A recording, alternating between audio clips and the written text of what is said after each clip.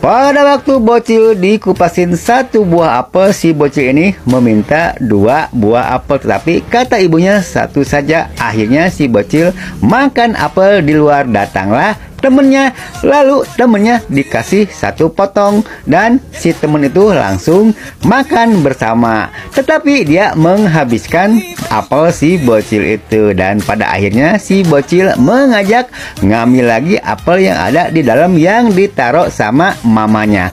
Pas mamanya di luar, lalu diambil sama si temennya itu. Tetapi ada nenek. Tidak disangka si nenek malah memperbolehkan mereka mengambil apel itu, tetapi di depan ada mamanya. Nah, mamanya marah, tetapi si bocil ini mengatakan kalau disuruh sama nenek, tetapi nenek tidak mengakunya. Nenek merasa menang.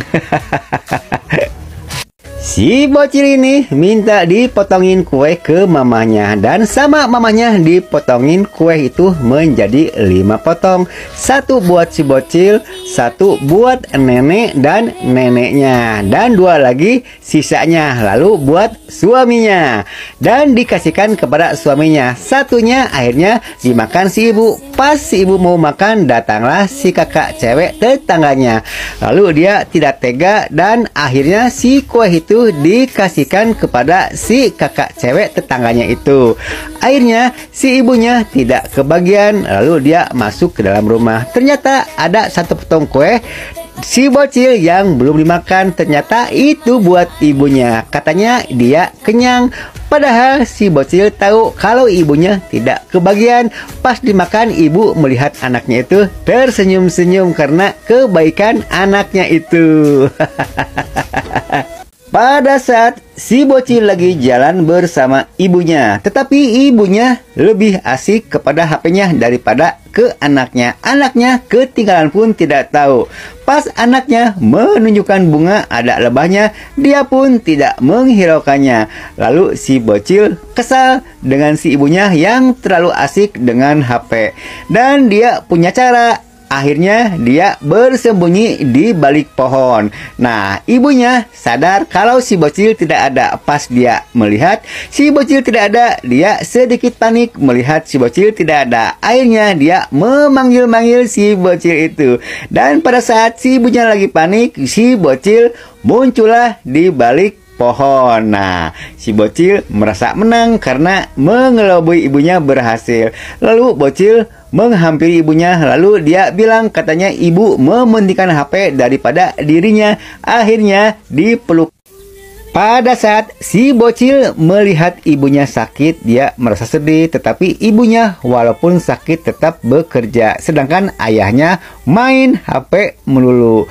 Pas ibunya ke dapur, si bocil mengikutinya. Melihat ibunya walaupun sakit tetap bekerja, mencuci, memasak, dan si ibu pun menyapu halaman. Dan si bocil melihat ayahnya main HP melulu. Akhirnya si bocil mengambil sapu dan membantu ibunya menyapu. Si ayah cuma melihat dia asik dengan HP-nya terus. Nah, si bocil melihat ayahnya merasa kesal, tapi dia tidak bisa apa-apa. Dan pada saat ibunya mencuci, si bocil membantunya juga. Akhirnya si ayah melihat mereka lagi sibuk mencuci, dan ayah pun tergugah hatinya. Si ayah ikut mencuci juga akhirnya. Pada saat si kakak cewek ini mau makan permen, datanglah sahabatnya. Lalu si kakak cewek ini ngasih permen ke sahabatnya. Pas mau dimakan, jatuhlah permen itu ke tanah. Lalu sama si kakak cewek ini mau dibuang. Pas mau dibuang, datanglah bocil yang suka dijahilin sama mereka. Dipanggillah bocil itu, lalu permennya dikasihkan ke si bocil itu.